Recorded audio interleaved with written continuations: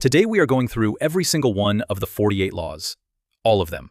Not skimmed, not summarized into neat little motivational quotes, but actually decoded, with real historical examples that show you why these laws work.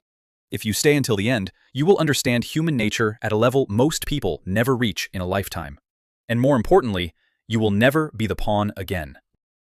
Let us begin in 17th century France, at the most spectacular party in history. Nicolas Fouquet, the finance minister to King Louis XIV, wanted to impress his king, so he threw a party at his personal chateau.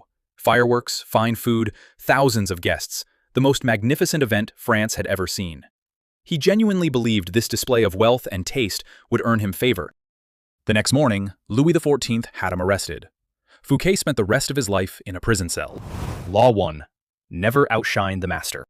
The people above you, your boss, your patron, your investor, must always feel superior. Show your talent, absolutely. But the moment they begin to feel overshadowed, insecure, or threatened, you become a liability. Make them feel brilliant, and you will be protected. Make them feel small, and you will be removed. This is not pessimism. This is how power structures have worked throughout all of recorded history. The rest of the foundational laws build on this core insight. Law 2 tells you to be cautious about trusting friends too deeply. Friendship is layered with emotion, jealousy, and assumptions. A former enemy whom you forgive will often work twice as hard to prove their loyalty, because they have something to prove. Your closest friend assumes you owe them everything. Law 3 is about concealing your intentions. Otto von Bismarck built modern Germany not through declarations, but through strategic opacity. When people cannot read your next move, they cannot block it. Law 4 says to say less than necessary. Louis XIV terrified his courtiers not with threats, but with silence. Words reveal you. Silence forces others to guess. And guessing makes people anxious. And anxious people make mistakes. Law 5 treats your reputation as your most valuable asset. It can take decades to build, and one careless moment to destroy. Protect it with the same ferocity you would protect your life. Law 6 insists on commanding attention. Thomas Edison understood something Nikola Tesla did not. Genius alone is invisible. The person who captures public imagination wins, even if they are not the most technically gifted in the room. Tesla may have been the better scientist. Edison became a legend. Law 7 is pragmatic and unsentimental. Let others do the work, but ensure the credit is yours. Law 8 says, do not go to people, make people come to you. When you control the location, the terms, and the pace of any interaction, you control the outcome. Law 9 is perhaps the cleanest of the early laws. Win through your actions, not your arguments. Debate exhausts people. Results silence them. For 10 years, the Greek army could not breach the walls of Troy. Then they stopped trying. They built a massive wooden horse, left it on the beach as a gift, and sailed away as if defeated. The Trojans celebrated their victory, dragged the horse inside the gates, and that night, soldiers hidden inside it opened the city from within. Law 12. Use selective honesty to disarm your target. One genuine act of openness or generosity can dissolve years of suspicion. It is not manipulation in the crude sense. It is understanding that people lower their guard when they feel they have received something real. The Trojan horse was not just a military strategy. It was a psychological one. Law 15 follows a harder principle. Crush your enemy completely. When Rome finally defeated Carthage, their great rival, they did not simply claim victory. They burned the city to the ground, salted the earth, and erased Carthage from the map. Brutal, yes, but the lesson is clear. A wounded enemy does not forget.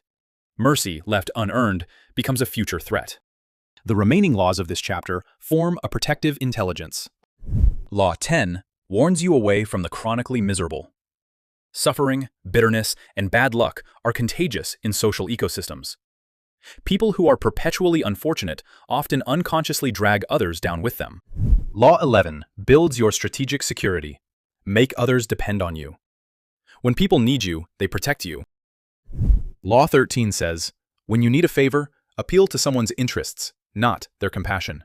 People respond to what benefits them far more reliably than they respond to your need.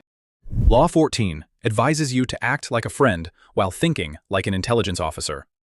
The most valuable information is gathered through casual conversation, not interrogation. Law 16 is one of the most powerful. Create value through absence. When you are always available, always present, always responsive, you become ordinary. Strategic withdrawal makes people remember why they value you. Law 17 says stay unpredictable. The moment someone can model your behavior, they can outmaneuver you. Consistency is a form of vulnerability. Law 18 cautions against isolation. Building walls around yourself might feel safe, but it cuts you off from information, alliances, and opportunities. Power lives in connection, not in fortresses. Law 19 is a warning rooted in common sense. Know who you are dealing with before you engage. Stalin's political opponents did not merely lose their careers, they disappeared. Picking the wrong battle against the wrong person is not bravery, it is waste. Charles Manson never personally committed the murders his followers carried out. He never needed to. He had done something far more powerful. He had replaced the logic in people's heads with a story. He gave them identity. He gave them belongings. He gave them a mission. He made himself the center of their emotional universe. And that is exactly why Law 27 is perhaps the most chilling in the entire book. Play on people's need to believe, and you can create a following that will do almost anything. Human beings are not primarily rational. We are primarily emotional, and we use reason to justify what we already feel. The person who understands this and directs it ethically becomes a leader. The person who understands this without conscience becomes something far more dangerous. The surrounding laws in this chapter complete a portrait of the master strategist.